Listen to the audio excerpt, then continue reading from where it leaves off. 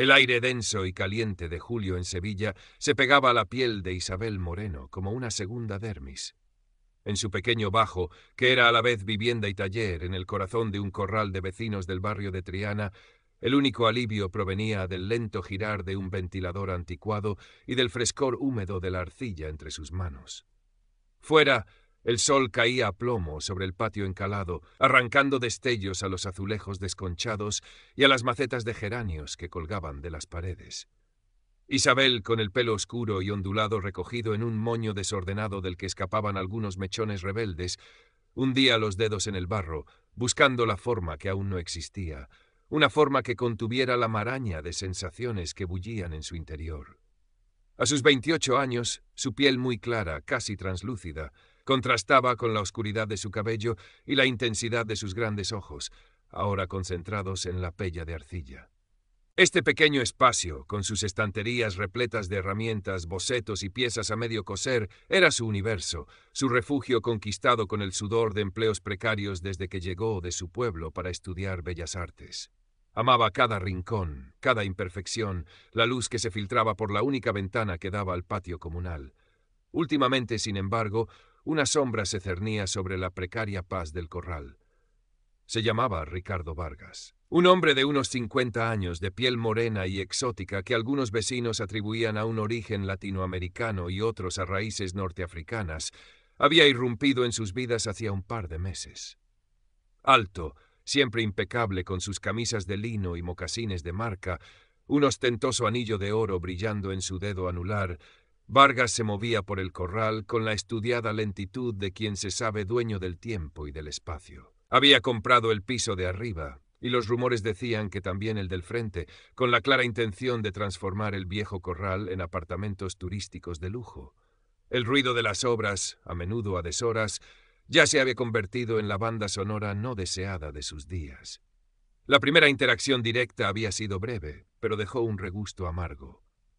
Vargas, con una sonrisa que no llegaba a sus ojos calculadores, se había quejado del polvillo constante que, según él, emanaba del taller de Isabel y ensuciaba el impoluto rellano que sus obreros acababan de pulir. Isabel, intimidada por su presencia y su tono condescendiente, apenas había acertado a balbucear una disculpa, aunque sabía que su taller era la pulcritud personificada. Debería considerar dedicarse a algo más, productivo, bonita, le había soltado él, con una mirada que recorrió el humilde taller con mal disimulado desdén antes de girarse y ascender la escalera con la parsimonia de un rey. Isabel apretó la arcilla. Productivo, su arte, su vida, reducido a una actividad improductiva. La rabia, fría y silenciosa, comenzó a burbujear bajo su habitual timidez. Los días siguientes se convirtieron en una lenta escalada de hostilidades veladas. La música a todo volumen proveniente del piso de Vargas, justo encima de su cabeza, comenzaba a horas intempestivas, taladrando su concentración. Pequeños montones de escombros o bolsas de basura aparecían misteriosamente junto a su puerta, obstaculizando el paso. Isabel, que siempre había evitado la confrontación, se sentía cada vez más ansiosa. Su sueño se volvió ligero, interrumpido por el eco de martillazos imaginarios o la vibración de bajos que parecían resonar directamente en su esternón. «Tienes que decirle algo, Isa», le insistía Elena, su mejor amiga, durante uno de sus cafés en un pequeño bar cerca del río Guadalquivir. «Ese tipo es un capullo integral. No puedes dejar que te pisotee». Elena, con su energía arrolladora y su lealtad a prueba de bombas, era el contrapunto perfecto a la naturaleza introvertida de Isabel. Trabajaba de camarera en un bar de tapas del centro y soñaba con montar su propia tienda de ropa vintage. «Ya, pero ¿qué le digo?», murmuraba Isabel, removiendo el azúcar en su café con leche. «No quiero problemas, Elena. Solo quiero que me deje en paz». «Pues así no te va a dejar en paz. Esa gente solo entiende un lenguaje. Tienes que plantarle cara». Pero la idea de enfrentarse a Ricardo Vargas le provocaba un nudo en el estómago. Recordaba su mirada fría, su sonrisa displicente. Él representaba todo lo que ella no era. Adinerado, seguro de sí mismo hasta la arrogancia, con una red de influencias que ella ni siquiera podía imaginar. Ella solo tenía sus manos, su arcilla y un contrato de alquiler de renta antigua que Vargas, sin duda, ansiaba romper. Empezó a llevar un pequeño cuaderno donde anotaba cada incidente. La fecha, la hora, la naturaleza de la molestia. Una forma de aferrarse a la realidad, de que no la convencieran de que estaba exagerando, o peor aún, imaginándoselo todo. Manuel, el viejo portero del corral, un hombre menudo y silencioso que llevaba toda una vida barriendo el patio y observándolo todo desde su cuartito junto al zaguán, parecía haberse vuelto aún más invisible desde la llegada de Vargas. Cuando Isabel intentó sondearlo discretamente, él solo encogió los hombros, sus ojos vivaces esquivándolos de ella. «Son cosas de la vida, hija.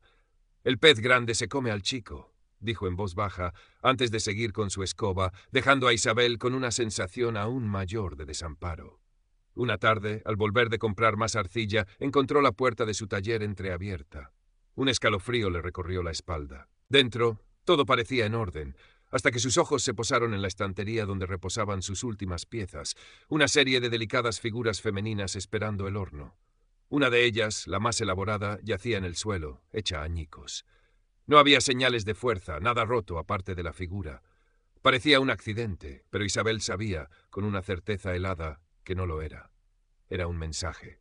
Las lágrimas de rabia e impotencia anegaron sus ojos. Aquello no era solo una pieza de cerámica, era una parte de ella, horas de trabajo, de ilusión. Vargas había cruzado una línea. Ya no se trataba solo de ruidos o basura. Estaba atacando su creación, su esencia. Esa noche Isabel apenas durmió. La imagen de su escultura rota se repetía en su mente. El miedo seguía ahí atenazándola, pero ahora se mezclaba con una determinación nueva, una rabia sorda que exigía una respuesta. A la mañana siguiente, con ojeras pronunciadas pero una mirada firme, sacó su teléfono y con manos temblorosas grabó el estruendo de la radial que provenía del piso de Vargas a las 7 de la mañana, un sábado. Luego fotografió la nueva pila de sacos de cemento que bloqueaban casi por completo la entrada a su taller. Elena, al ver las fotos y escuchar la grabación, montó en cólera. «Esto es acoso, Isa. Tenemos que denunciarlo». «¿Denunciar qué, Elena? ¿Qué hace ruido? ¿Qué deja sacos en el pasillo? Se reirán de mí en la comisaría. Dirán que son cosas de vecinos. Pero te rompió la escultura». «No puedo probarlo. Parecía un accidente». Elena, frustrada, decidió tomar cartas en el asunto. Esa misma tarde se plantó frente a Ricardo Vargas cuando éste salía de su portal reluciente con una camisa de seda color marfil. «Oiga usted, sinvergüenza», le espetó Elena con las manos en jarras. «Deje en paz a mi amiga o se las verá conmigo». Vargas la miró de arriba a abajo con una sonrisa burlona. Su piel aceitunada parecía brillar bajo el sol del patio. «¿Y quién es usted, preciosidad, para venir a darme órdenes?» «La guardaespaldas de la artista incomprendida. Soy su amiga, y no voy a permitir que un matón como usted la amedrente». La discusión subió de tono rápidamente. Vargas, manteniendo una calma insultante, se deleitaba provocando a Elena, que cada vez estaba más roja de ira. Finalmente, con un gesto despectivo, la apartó. «No pierdo mi tiempo con niñatas. Dígale a su amiguita que vaya buscando otro sitio donde jugar con el barro. Este corral se va a poner muy elegante y ella no encaja en el nuevo paisaje». Elena volvió al taller de Isabel echando chispas, pero también con un pozo de derrota. El encontronazo solo había servido para que Vargas se reafirmara en su posición y probablemente para que dirigiera aún más su inquina hacia Isabel. Isabel, sin embargo, encontró una extraña calma en medio de la tormenta. La intervención fallida de Elena, aunque bien intencionada, le hizo comprender que nadie más podía librar esta batalla por ella. Y si no podía luchar con las mismas armas que Vargas, el dinero, la influencia, la falta de escrúpulos, tendría que encontrar las suyas propias. Miró sus manos, manchadas de arcilla seca, miró los bocetos esparcidos por la mesa, su arte. Esa era su arma. Durante las siguientes semanas Isabel se sumergió en el trabajo con una intensidad febril. El miedo no había desaparecido, pero ahora lo canalizaba hacia la arcilla. Empezó una nueva serie de esculturas, más oscuras, más angulosas, figuras retorcidas que parecían gritar en silencio, formas orgánicas invadidas por estructuras geométricas y opresivas.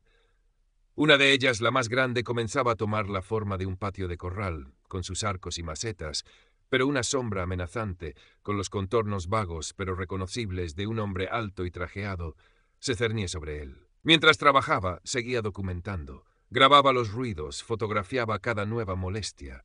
Se encontró con Manuel en el patio más a menudo. El viejo portero ya no esquivaba su mirada. Un día, mientras barría cerca de su puerta, le dijo en un susurro: Ese Vargas ya tuvo problemas con don Anselmo, el del tercero B, antes de que se muriera el pobre. Dicen que lo volvió loco para que vendiera. Tenga cuidado, niña. Era poco, pero era algo. Una confirmación de que no estaba sola en su percepción de Vargas.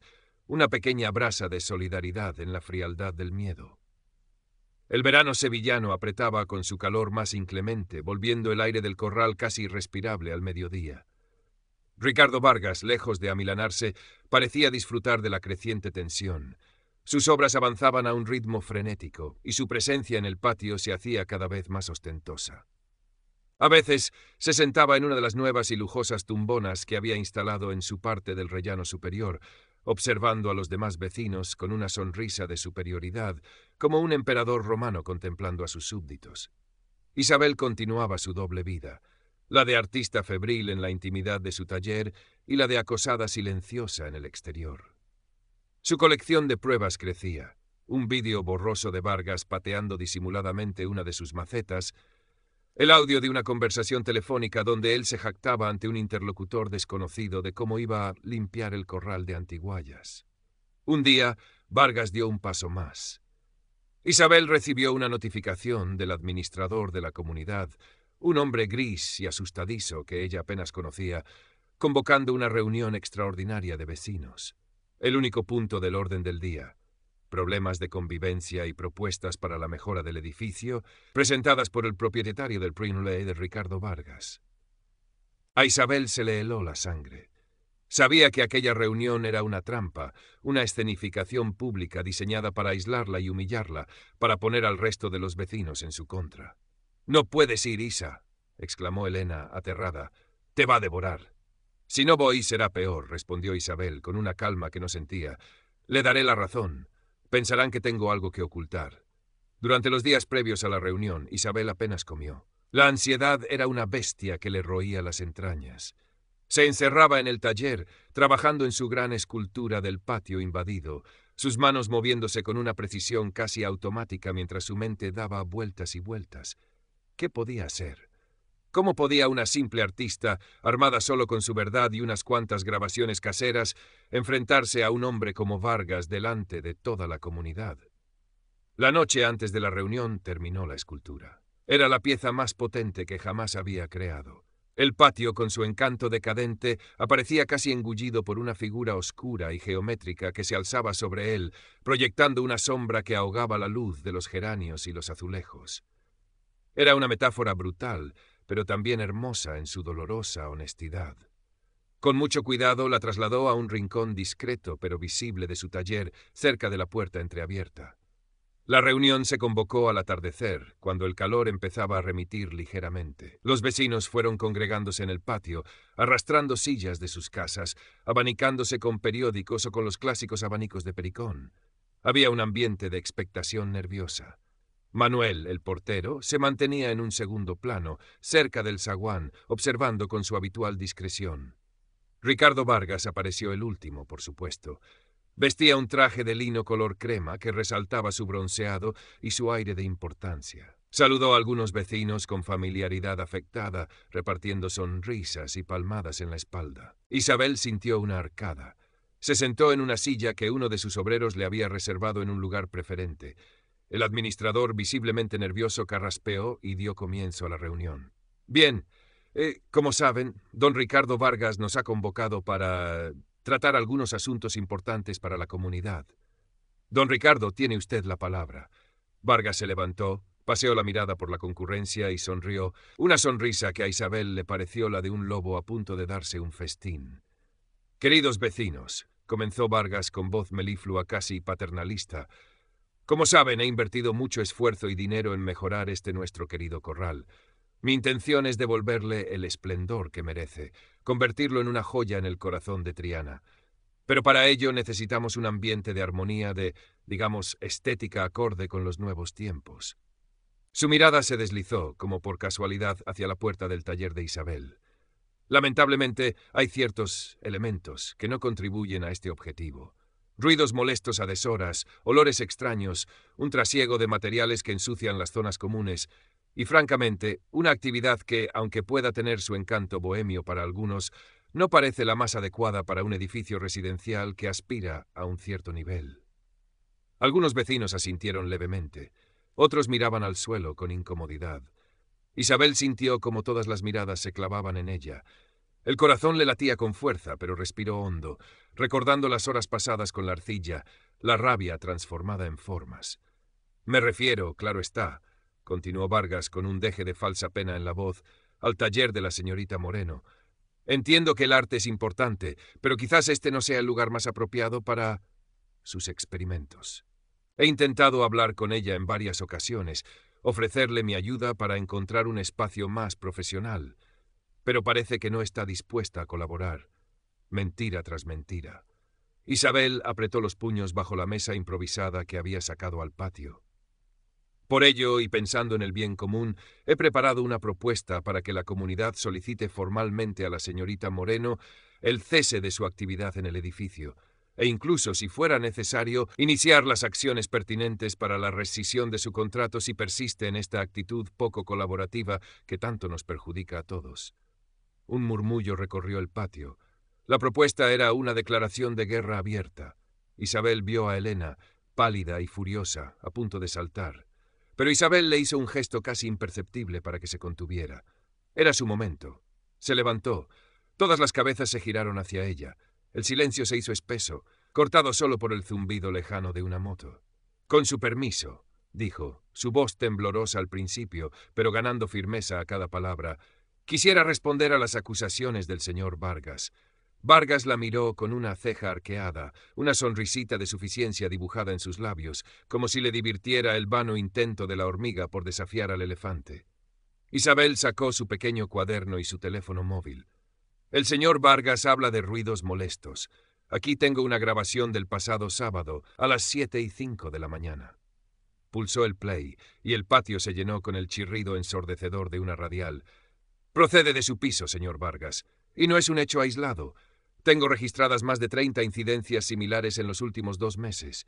La sonrisa de Vargas vaciló por un instante. Habla de suciedad. Isabel mostró una serie de fotografías en la pantalla de su móvil. Estos son los sacos de escombros y las bolsas de basura que aparecen regularmente frente a mi puerta, a veces bloqueándola. Curiosamente, siempre después de que sus obreros hayan estado trabajando. Algunos vecinos empezaron a cuchichear entre ellos.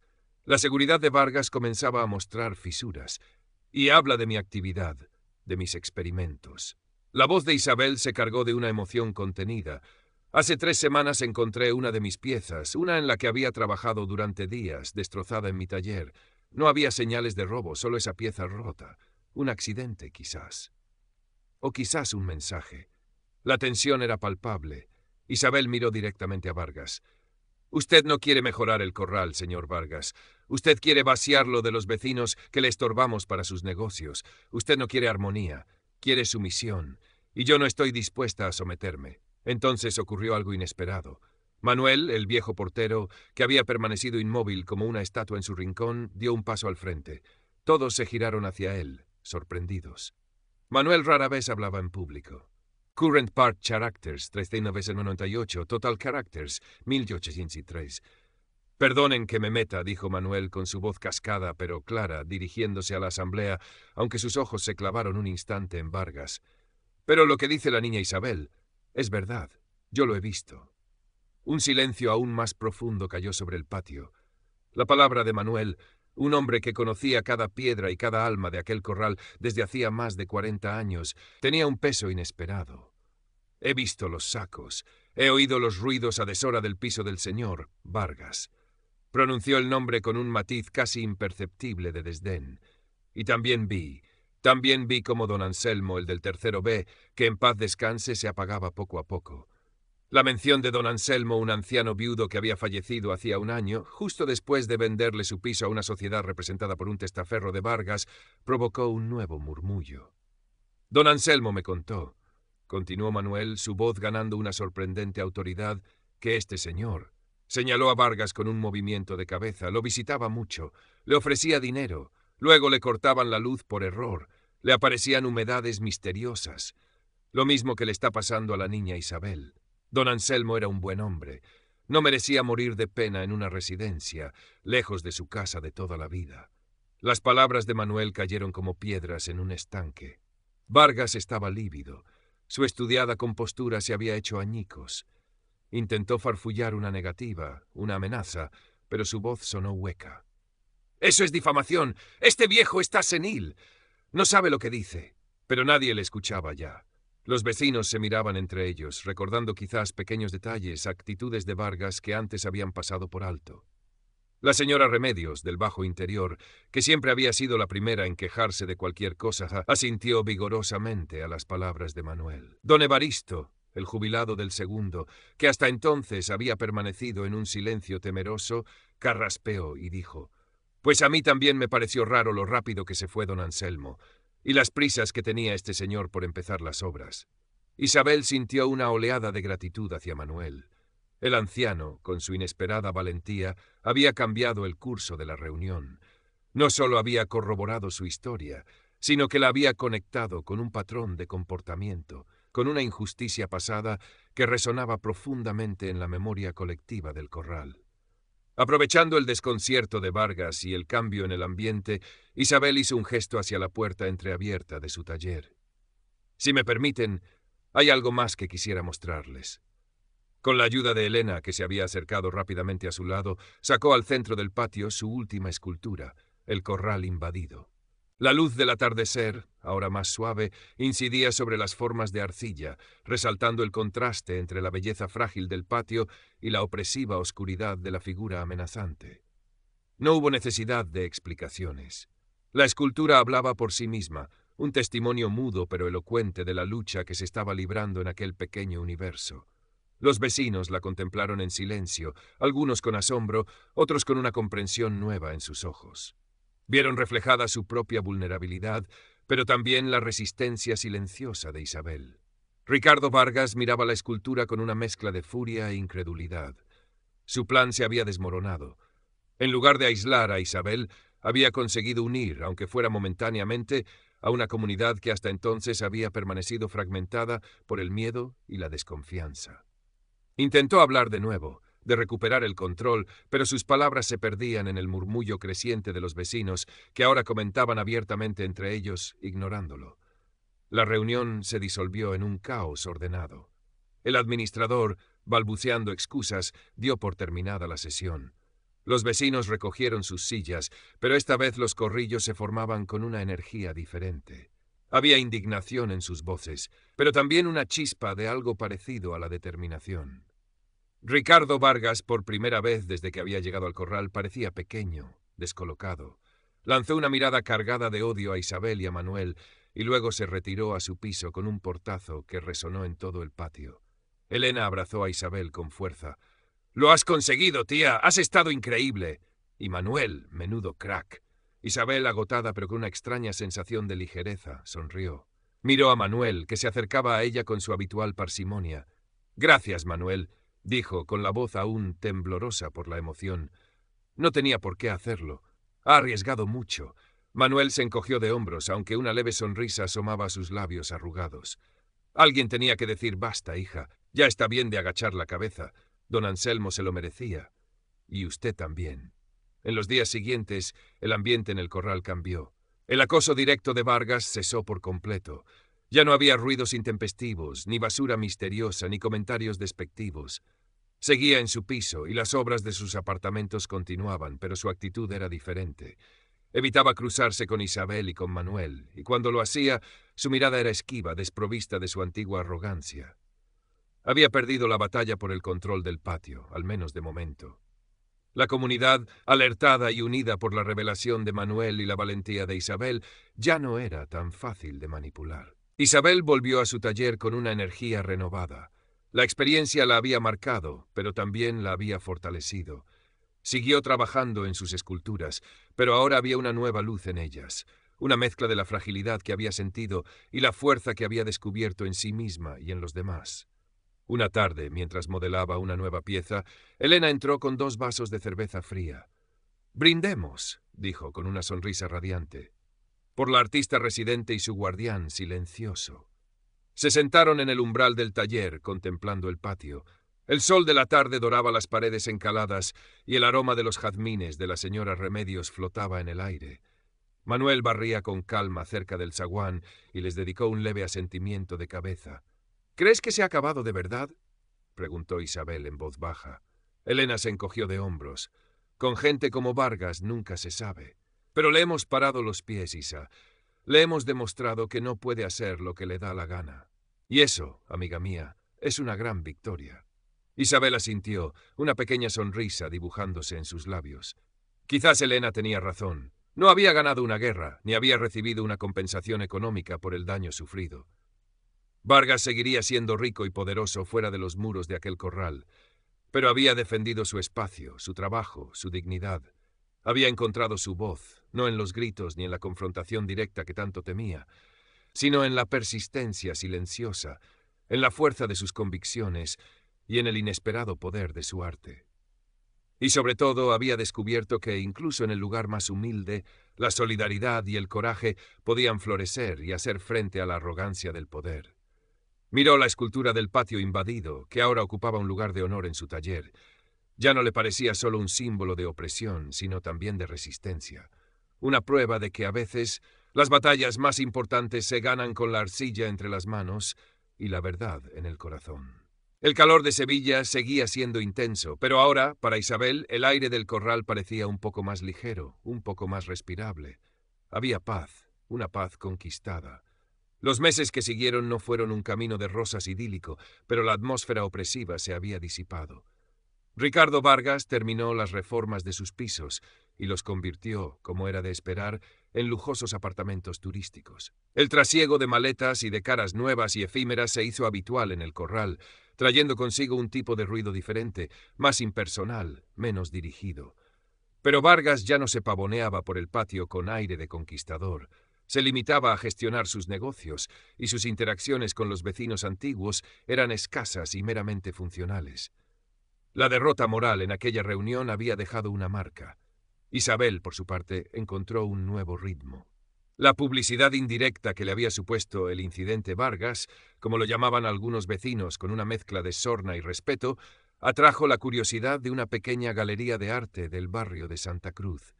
La dueña, una mujer mayor con un ojo clínico para el talento emergente, había oído la historia a través de un amigo común y quedó intrigada. Visitó el taller de Isabel, vio la serie de esculturas nacidas de la angustia y la resistencia, y le ofreció una pequeña exposición individual. La inauguración fue un evento modesto pero emotivo. Elena, radiante de orgullo, se encargó de servir el vino. Manuel, con su mejor guayabera, asistió discretamente, observando todo desde un rincón. Muchos vecinos del corral también acudieron, llenando la pequeña sala con su presencia cálida y solidaria. La pieza central, por supuesto, era Patio Tomado, la escultura que había sellado la suerte de Vargas en la reunión. Las críticas fueron sorprendentemente positivas. Un crítico local escribió sobre la fuerza visceral de un artista que transforma la vulnerabilidad en un grito silencioso y poderoso. Isabel vendió varias piezas, lo que le proporcionó un respiro económico que no había tenido en años. No se hizo rica, ni mucho menos, pero por primera vez sintió que su trabajo no solo era una pasión, sino también un camino viable. Con el dinero obtenido, invirtió en un horno de segunda mano más grande para su taller y pudo permitirse rechazar algunos de los encargos alimenticios menos inspiradores que antes aceptaba por necesidad. Su arte se volvió más audaz, más seguro. Seguía explorando temas de fragilidad y resiliencia, pero ahora también había espacio para la esperanza, para la belleza encontrada en los lugares más inesperados. La relación con Manuel se estrechó. A menudo compartían un café matutino en el patio, hablando de las pequeñas cosas de la vida, del tiempo, de las plantas. Él nunca volvió a mencionar explícitamente lo de Vargas o don Anselmo, pero entre ellos existía un entendimiento profundo, un respeto mutuo forjado en la adversidad. Isabel supo por otros vecinos que Manuel había recibido algunas amenazas veladas después de la reunión, anónimos deslizados bajo su puerta, pero él las había ignorado con la misma entereza silenciosa con la que había vivido siempre.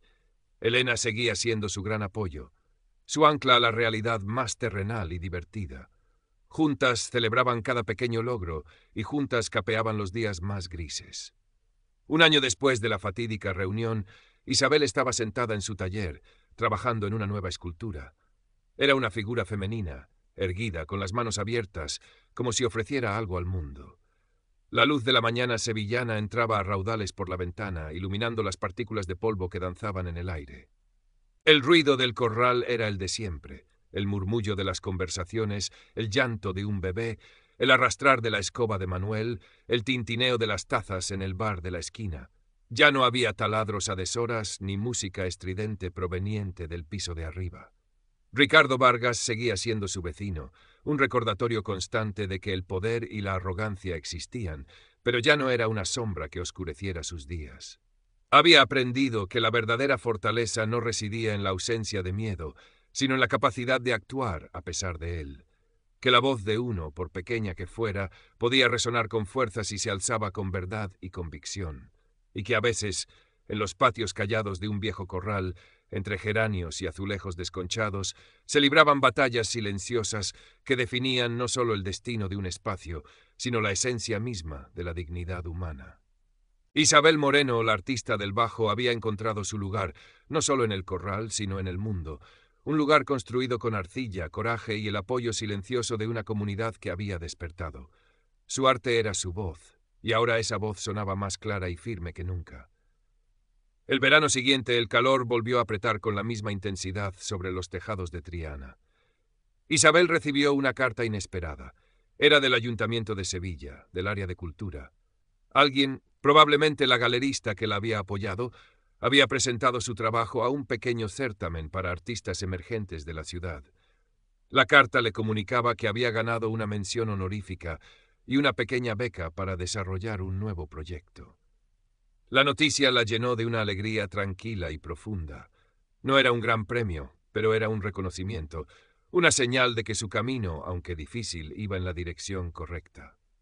La beca le permitiría experimentar con nuevos materiales, quizás incluso alquilar un espacio de taller un poco más grande, aunque la idea de abandonar su bajo en el corral le producía una punzada de nostalgia. Aquel pequeño rincón era más que 4 paredes. Era el crisol donde se había forjado como artista y como persona. Decidió celebrar la noticia con Elena y Manuel. Compró una botella de manzanilla y unos buenos langostinos de Sanlúcar. Esa noche, los 3 se sentaron en el patio, bajo un cielo estrellado que parecía más brillante de lo habitual. «A tu salud, artista de renombre», brindó Elena con su entusiasmo contagioso. Manuel sonrió, sus ojos brillando con orgullo. «Se lo merece, niña Isabel. Siempre supe que tenía usted algo especial». Isabel sintió un nudo en la garganta. «Gracias a los 2. Sin vuestro apoyo...» «Bah, tonterías», la interrumpió Elena. «Tú solita te lo has ganado con tu talento y tus ovarios. Nosotros solo estuvimos ahí para animar». Pero Isabel sabía que era más que eso. La amistad de Elena había sido su faro en los momentos de oscuridad, y la valentía callada de Manuel le había dado la fuerza para no rendirse. Mientras conversaban y reían, Ricardo Vargas pasó por el patio, dirigiéndose a la salida. Llevaba una pequeña maleta de cabina y hablaba por su móvil en inglés con alguien, probablemente un cliente de sus apartamentos turísticos. Al verlos, su paso vaciló un instante. Sus miradas se cruzaron brevemente. En los ojos de Vargas ya no había arrogancia, ni siquiera hostilidad, solo una especie de indiferencia cansada, la de quien ha asumido una derrota menor y ha pasado página. Les dedicó un casi imperceptible asentimiento